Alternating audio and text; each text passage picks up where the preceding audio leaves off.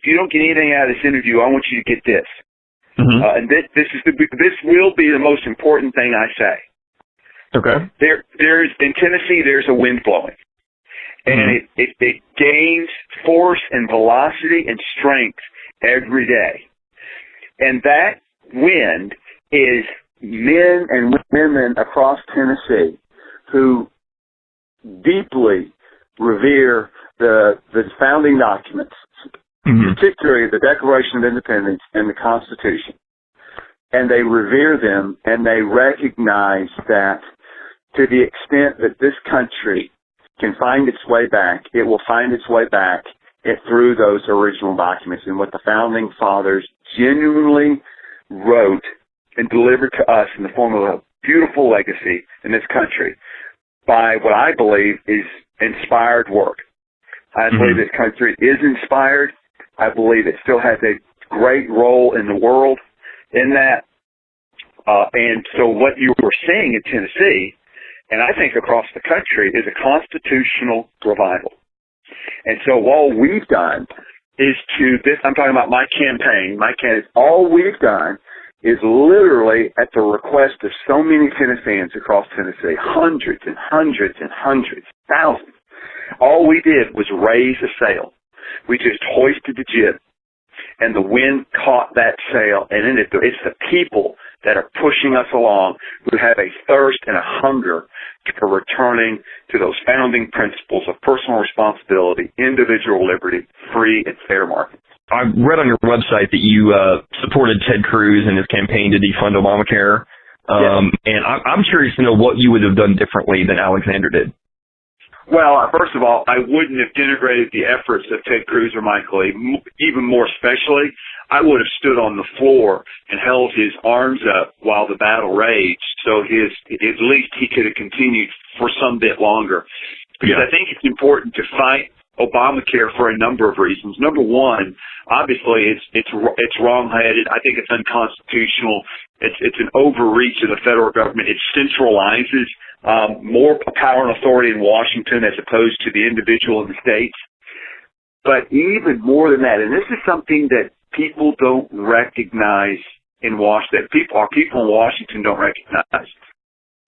The wind that's blowing, part of that wind is to say, I want my elected officials in Washington to fight on principle without necessarily taking the time to do a calculus about whether or not you're going to win or lose.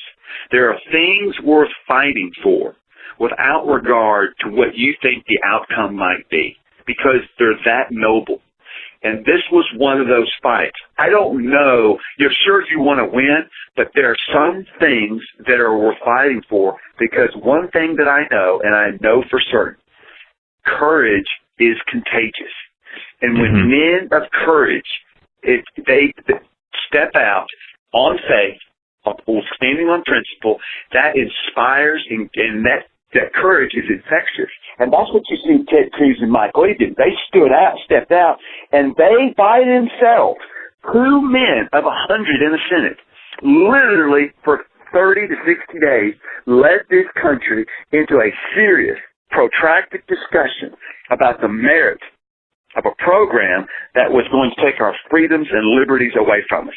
That, regardless of the outcome, that was not just a good thing, it was an exceptional thing. Well, I tell you, you've answered one answer, you've answered several of my questions that I've had for you. There are some things that you're right. I mean, it's more important to be principled than to be pragmatic or look at the polls or look at this and look at that. I mean, it's all about liberty. It's all about the founding documents and it is. And to be sure, not everything is a principle. There are some things that are just issues, and they're not founded on any fundamental principle doctrine regarding who we are as Tennesseans and as Americans. But Obamacare was. It definitely was. And that's why Cruz and Lee stood up and fight. My only regret is that I wasn't there to assist. But I will be in a year's time. I will be there this time, next year, Lord willing. Well, I sure do hope so. I wanted to ask you, 18 Republican senators voted against funding Obamacare last night. Would you have stood with them? Would you have been one of them if you had been in there? Oh, absolutely. And I want to point out that what's interesting in Tennessee is that Senator Alexander and Senator Corker, but especially Senator Alexander, stood up and voted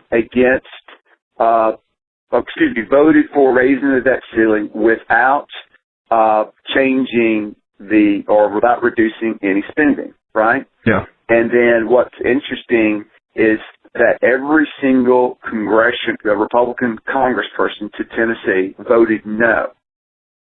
And that is very, very telling, because what we've got is now we've got Lamar Alexander chastising people for that, their own congressman for that vote, saying it was wrong-headed. And I'm looking for the quote here, if you'll bear with me.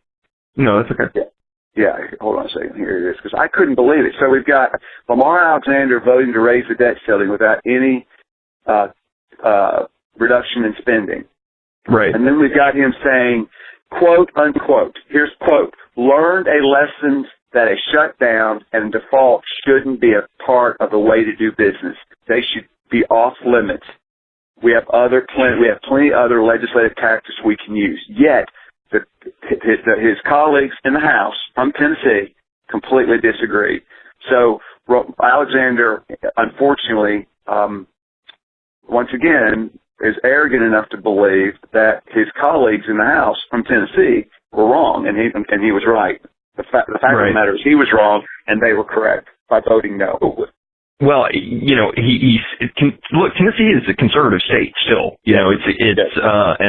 And it is staunchly, by and large, against Obamacare. And it's amazing to me that a Republican who ran on a platform of small government would be so quick to just jump in support of seemingly with Democrats. But these guys either run on a small government platform that doesn't fit the definition of what you and I believe it means, or they just tell us that because they know that's what's going to get them elected. Or either one or both. The fact of the matter is it's a ruse, and it's a ruse that's got to stop. Either you're for a smaller, scaled-down government, a government that questions, do we need an EPA that's so big that it has to have armed guards or armed personnel? Do we need an IRS that has to hire 20,000 more agents just to enforce Obamacare? I mean, these are legitimate questions that we got to ask. That the fact of the matter is, every time the federal government grows, it literally impugns and erodes the personal liberties and the sovereignties of the state, the personal liberties of its citizens and the sovereignty of these several states. And that's got to be checked. Well, change directions here just a little bit. As far as your campaign goes, what have you received any major endorsements or anything, or do you expect to receive any? We received the endorsement of the Beat Lamar vetting process, which was a big deal because there were multiple candidates vying to be the conservative choice alternative to Lamar, and we also received the endorsement of over 60 different Tea Party groups across the state of Tennessee who are part of the Coalition for a Constitutional Senate. But other than that, we have not, only because we only declared our candidacy on August 20th, so we haven't even been a candidate 60 days yet, and we've been focused on two things. Number one, winning the endorsement of the coalition so we can have one conservative candidate in Tennessee, not several. And secondly, we have now, since the 1st of October, refocused our efforts on fundraising. I'm sure we'll get around to soliciting those endorsements, but those will come in time once we show Tennessee and the rest of the country that this is a campaign that has got full sails, and we fully expect to win. Our sails are full, and we expect to win. Is there any information you'd like to give as far as your yes, I would.